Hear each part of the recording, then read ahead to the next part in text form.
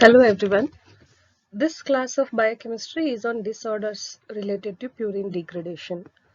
The disorders related to purine degradation usually clinically present in the form of hyperuricemia or hypouricemia. So we will know different disorders associated with these hypo and hypouricemia and how they clinically present. Before going into the actual diseases, we will just have an overview of breakdown of these purine nucleotides. The breakdown of purine nucleotides happens in the small intestine with the help of different pancreatic enzymes. These pancreatic enzymes, what they do, they sequentially degrade these nucleotides into simple nucleosides and free purine bases. And this is happening at different levels using different set of family of pancreatic enzymes. So what exactly happens in the small intestine is that the ribonucleases and deoxyribonuclease enzymes, which are secreted in the pancreas, they hydrolyze the RNA and DNA into primarily oligonucleotides. And these oligonucleotides are further acted upon by the enzyme phosphodiesterases, and they produce a mixture of 3' and 5' mononucleotides, and these are acted upon by nucleotidases enzymes, and that removes the phosphate group hydrolytically and in turn releases nucleosides, and these nucleosides can be absorbed by the intestinal mucosal cells, or they are further degraded to free bases before being uptaken. So what exactly is happening is dietary purines and pyrimidines, they are not used for a large extent for the synthesis of tissue nucleic acids. Instead, most of the dietary purines will be converted to uric acid by the intestinal mucosal cells, and this uric acid is the end product of degradation of these purine nucleotides and that is excreted in the urine every day. So what exactly and how exactly the uric acid is formed is inosine monophosphate. It is formed by using different reactions and by using different enzymes from ribose 5-phosphate. From this inosine monophosphate, the amino group will be removed and it forms adenosine monophosphate, which in turn forms adenosine and finally gets converted to inosine. So what exactly happens is the inosine monophosphate will get converted to adenosine monophosphate by the removal of amino group using deaminase enzyme. This AMP is further converted to adenosine with the help of enzyme nucleotidase, the removal of phosphate group. This adenosine will be acted upon by the enzyme adenosine deaminase and forms inosine. This IMP and guanosine monophosphate both are acted upon by the enzyme 5' nucleotidase, and they get converted to inosine, and guanosine monophosphate will get converted to guanosine. This inosine and guanosine again acted upon by 5' phosphorylase enzyme and gets converted to hypoxanthine, and guanosine will get converted to guanine respectively. And this guanine is acted upon by the enzyme guanase with the removal of ammonium group, and it forms xanthine. And this hypoxanthine is acted upon by the enzyme xanthine oxidase and gets converted to xanthine. And this is again acted upon by the enzyme xanthine oxidase, and the ultimate end product is the uric acid. Deficiency of adenosine deaminase deficiency of xanthine oxidase, deficiency of phosphorylase are associated with different diseases, which we will be seeing in the further slides. So uric acid, the end product. What is uric acid? It is the end product of purine catabolism. And the functions of uric acid is it acts as a strong reducing agent, and it helps in free radical scavenging. So this also acts as an antioxidant in the body. The normal reference range for uric acid, in males it is 3 to 7 milligrams per deciliter, and in females it is 3 to 6 milligrams per deciliter. And the most common method which is used for estimation of uric acid is by the enzymatic method, that is uricase.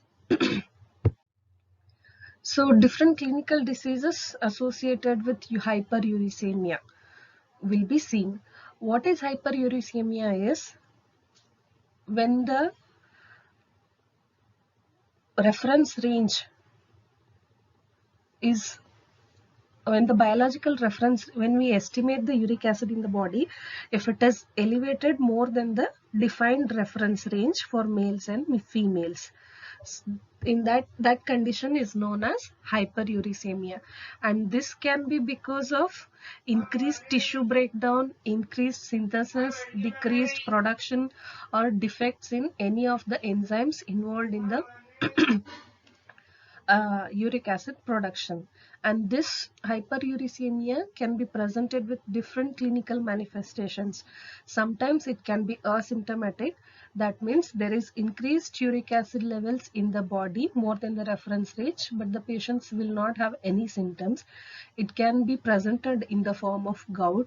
It can present in the form of renal manifestations or like formation of renal stones and etc.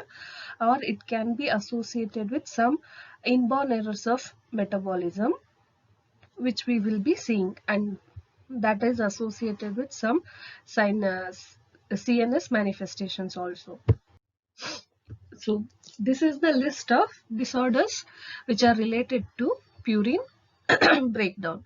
First one and the most common one is the gout, and this is basically of two types, primary and secondary. Primary gout is associated with defective enzymes, and secondary enzymes is mainly because of increased synthesis or decreased excretion, and this is presenting in the form of hyperuricemia. The second one is Lesch-Nyhan syndrome. This is because of defective in the Hg, that is hypoxanthine guanine phosphoribosyl transferase enzyme, which is involved in the salvage pathway for purines. So this is also will be presented in the form of hyperuricemia. The third one is SCID, that is severe combined immunodeficiency syndrome, which is because of defect in the adenosine deaminase enzyme, and patients will have hypouricemia. The fourth one is von Gierke's disease. This is the first disease in the glycogen storage disorder, and this is because of defect in the glucose 6-phosphatase enzyme, and that von Gierke's disease will also have hyperuricemia. So now we'll begin with the gout. What is gout?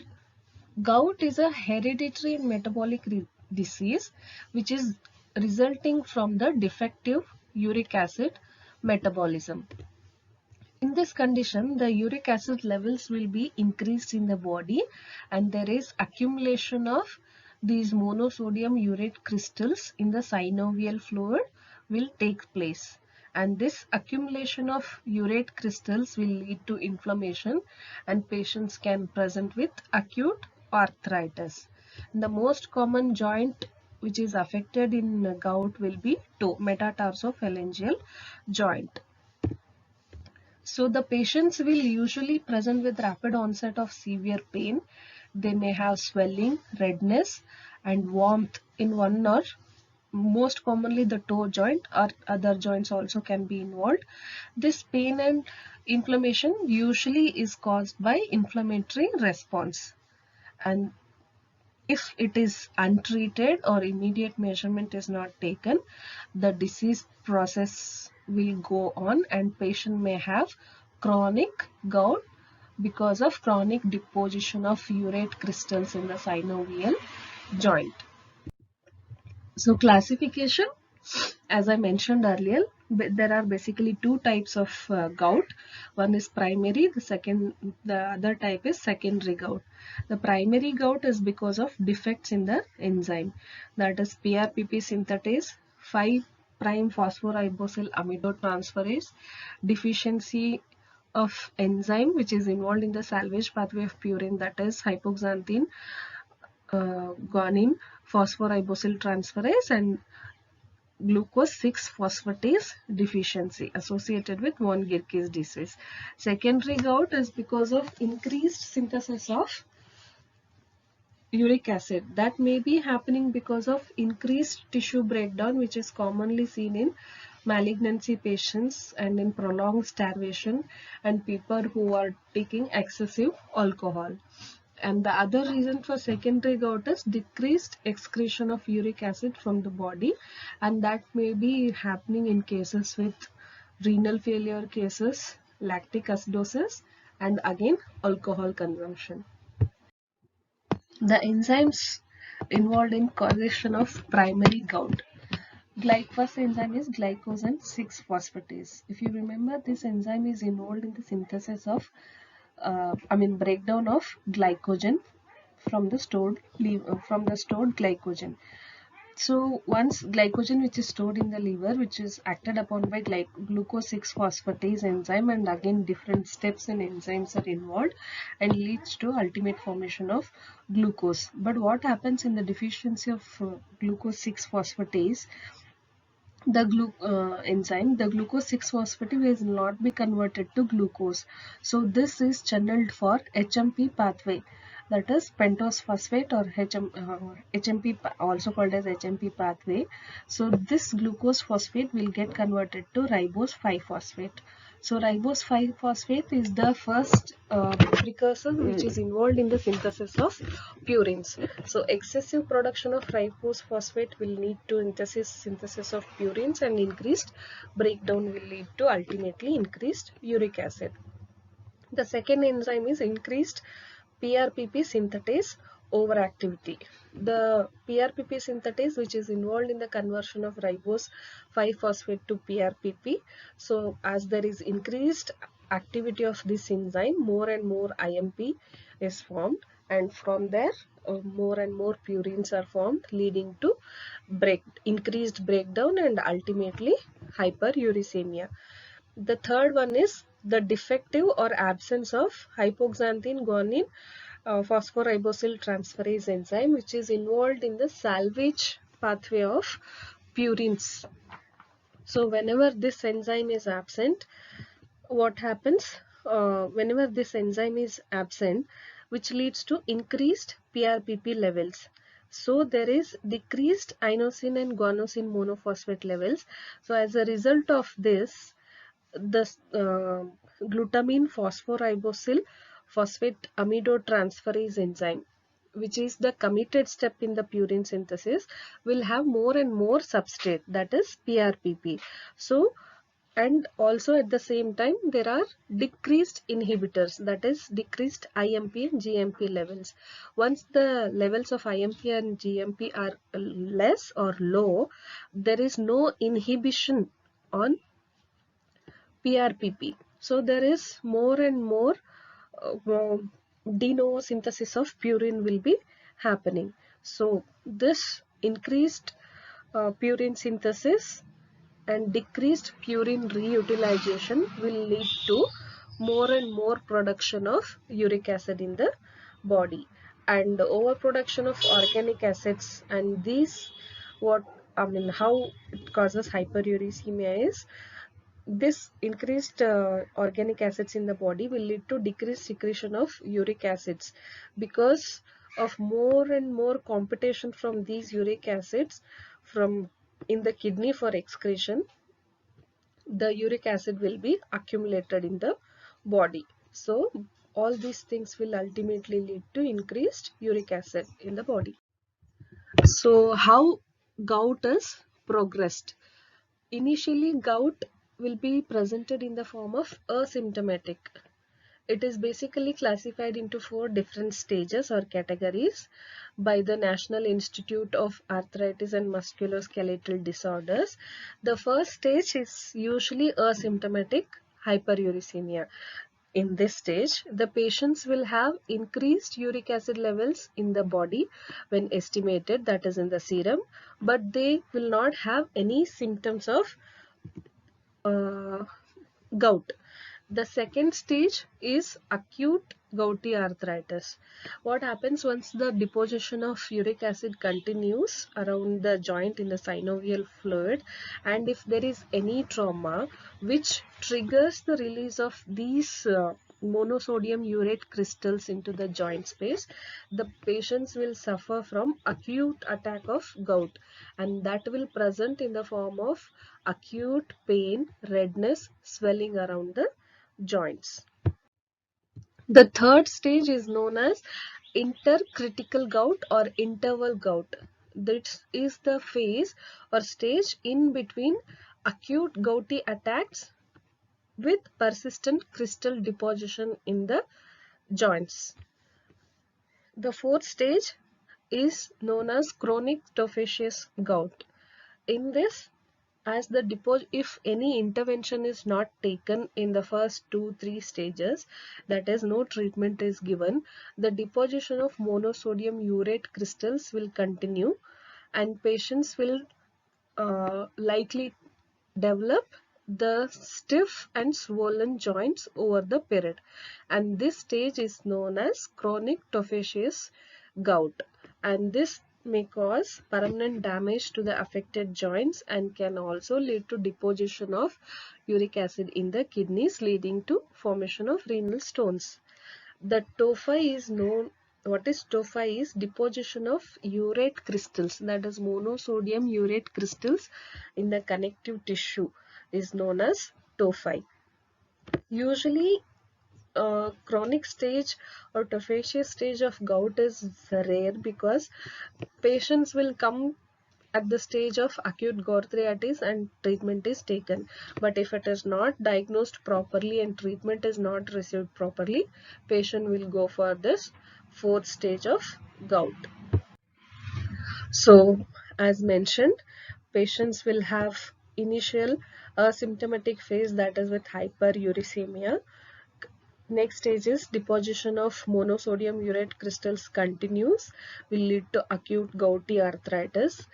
The third stage is intermittent gouty, that is between acute attack and the continuous process of urate crystal deposition, and the fourth stage is chronic gouty arthritis with stiff and swollen joints. The risk factors for gout occurrence, usually some genetic factors or environmental factors, mainly the diet. If it is more and more of protein rich food, it can cause impaired renal functions, advanced age, male gender, and some medications like thiazides which are used in the treatment of hypertension, and high cellular turnover which is seen in malignancy patients or in chronic starvation.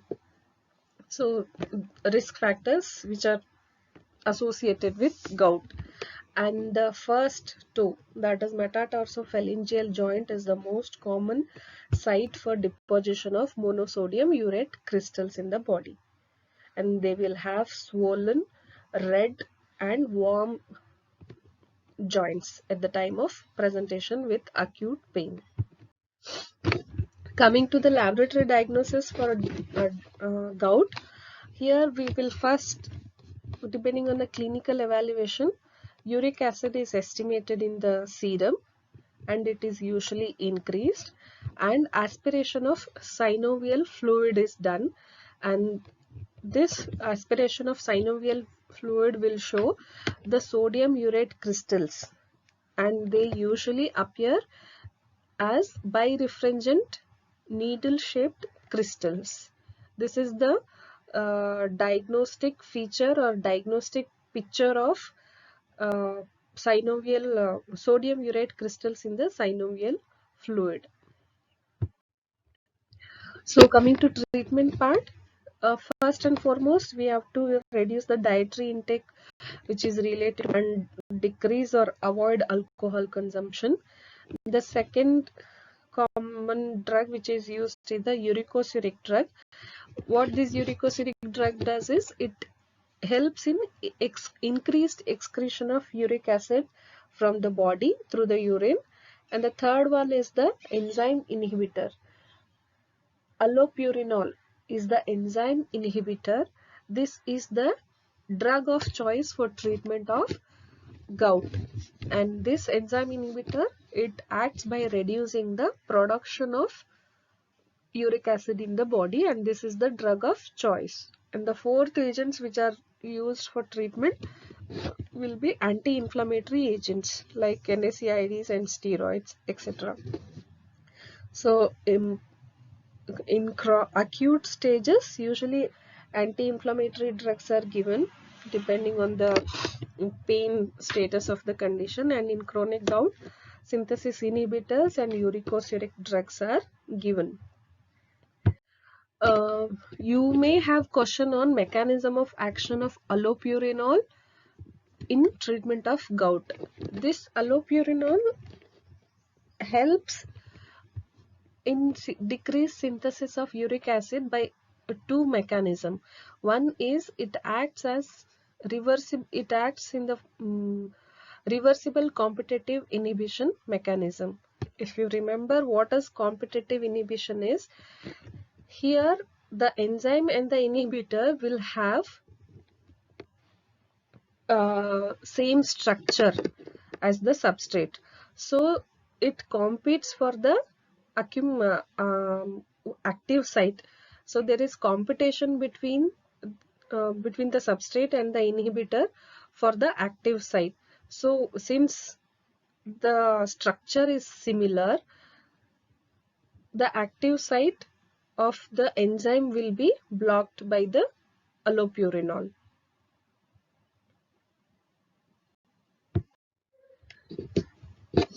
And the second mechanism, allopurinol, which is acting in gout, is by suicide inhibition. How exactly it happens is, the substrate will bind to the active site and produce a product, and that product binds to the enzyme by covalent interaction, and that makes the enzyme inactive.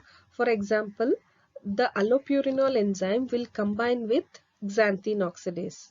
Normally what happens, guanine or hypoxanthine will come with the help of xanthine oxidase will lead to xanthine, and xanthine acted upon by xanthine oxidate will form urate. But in this suicide inhibition, what happens, allopurinol enzyme will combine with xanthine oxidase, and the product formed will be alloxanthine instead of uric acid. And this alloxanthine which is formed will again act on xanthine oxidase enzyme and will lead to decreased production of uric acid. I hope you understood.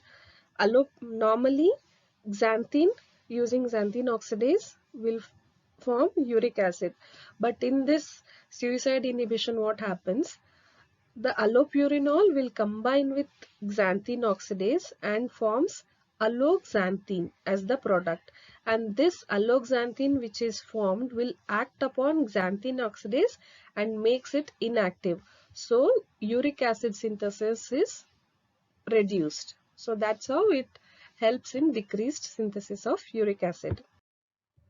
So to summarize, it is the most common cause of monoarticular arthritis. Primary gout usually runs in families and it has multifactorial inheritance. And secondary gout is seen because of increased synthesis or decreased production. There are different drugs available for the treatment, and patients usually present with acute pain with swollen and warmth joints. And there are 4 stages which are involved in the formation of chronic gout. The second disorder associated is Lesch-Nyhan syndrome, and this was first identified in the year 1964 by William Nyhan and Michael Lesch. It is the first genetically determined cause for hyperuricemia at the enzymatic level, and the defective enzyme is hypoxanthine guanine phosphoribosyl transferase, which is involved in the salvage pathway of purines. As described earlier, because of this lack of HGPRTase enzyme, there is increased PRPP levels and there are decreased IMP and GMP levels. So the inhibitory effect on PRPP is reduced. Because of this, the excess substrate is available. So de novo synthesis of purine is increased, which ultimately lead to increased catabolism of purines, leading to increased uric acid in the body. The clinical presentation of Lesch-Nyhan syndrome, it is a X-linked disorder, and it results in the formation of uric acid stones in the kidney, and also deposition of urate crystals can take place in the joint. It can present in the form of gouty arthritis also, and deposition of crystals happens in the soft tissues.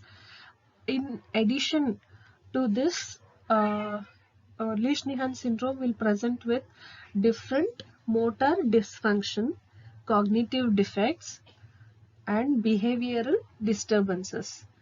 Mental retardation is also seen, and the behavioral disturbances most known for Lesch-Nyhan syndrome is self-mutilation. Sorry, the patients will have self-biting of lips or fingers. This is the most characteristic feature of Lesch-Nyhan syndrome, that is self-mutilation. Biting of lips or fingers is common. The involvement of neurological manifestations in Lesch-Nyhan syndrome indicates that the brain is dependent on the salvage pathway for the requirement of IMP and GMP. So once HGPRTase is defective, IMP and GMP are not formed, more and more PRPP will go for increased purine synthesis. So the salvage pathway is not happening. So the brain is affected, and that's why the patients will have neurological manifestations. Treatment: there is no known cure for this disease. Medications like carbamazepine or gabapentin are administered for the self-mutilation, but it is not effective. Partial transfusion or bone marrow transplantation have been tried, but not of much success. The third one is immunodeficiency, that is severe combined immunodeficiency syndrome, and this is an autosomal recessive disorder and due to defect in the adenosine deaminase enzyme. Here the T cell and B cell functions are disturbed, and patients are more prone for recurrent infections. And other disease which is due to defect in the deficiency of purine nucleoside phosphorylase enzyme. This is one more disease which is related to purine breakdown. The next one is hypouricemia. This is because of defect in the xanthine oxidase enzyme, and this is very rare, and patients will have excretion of xanthine in the urine known as xanthinuria.